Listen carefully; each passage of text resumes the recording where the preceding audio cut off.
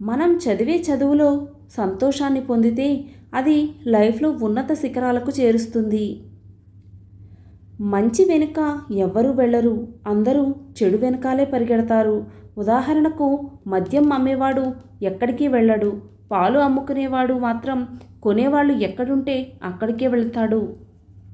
నువ్వు అక్కర్లేదు అనుకున్న మనుషులు, నీకు అక్కర్లేని ఆలోచన రెండూ మనసుకు భారమే. వదిలించుకుని విదిలించుకుని మనసును తేలికపరుచుకుంటేనే లైఫ్ అనేది హాయిగా ప్రశాంతంగా ముందుకు సాగుతుంది.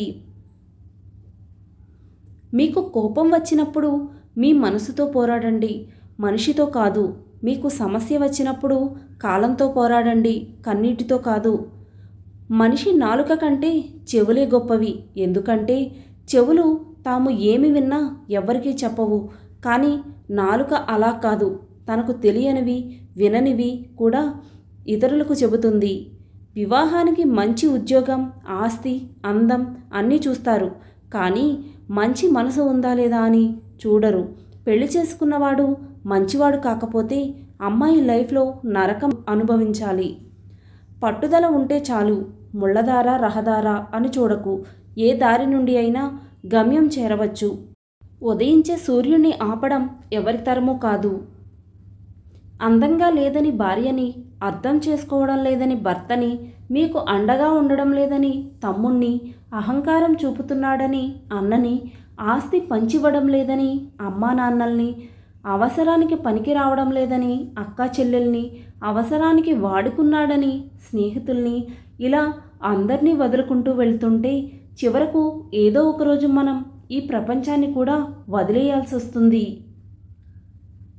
ఈ సొసైటీలో సున్నితంగా ఉంటే అస్సలు కుదరదు.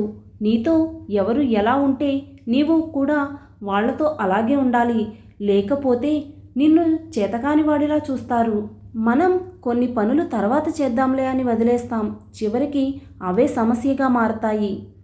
జ్ఞానం అనేది వంశపారంపర్య సంపద కాదు. అది ఎవరికి వారు కష్టపడి ఆర్జించుకోవాల్సిందే. ఆశలు అదుపులో ఉన్నట్లయితే రాతి నేల మీద కూడా హాయిగా నిద్రపోవచ్చు. కోరికలే గుర్రాలైతే పట్టు పానపు కూడా గుచ్చుకుంటుంది. గుర్తుంచుకోండి, పొగడ్తల కోసం పనిచేయటం, విమర్శలకు భయపడి పారిపోవటం రెండూ మానసిక వ్యాధులే. టీ బిస్కెట్ నేర్పించే పాఠము ఏంటంటే, ఎవరితోనైనా లోతుగా మునిగిపోతే ఆ తరువాత వాళ్ళు మిమ్మల్ని విరిచేస్తారు అని. మీ యొక్క ఆర్థిక పరిస్థితి గురించి ఇతరులతో ఏనాడు చర్చించకండి. మీ ఆర్థిక పరిస్థితి బాగుంటే అది మీపై ఈర్ష్యకు దారితీస్తుంది. బాగుండకపోతే మీరు వారి దృష్టిలో చులకనయ్యే అవకాశం ఉంది. ఈ వీడియో కనుక మీకు నచ్చినట్లయితే please do like, share and subscribe to my channel. Thank you for watching.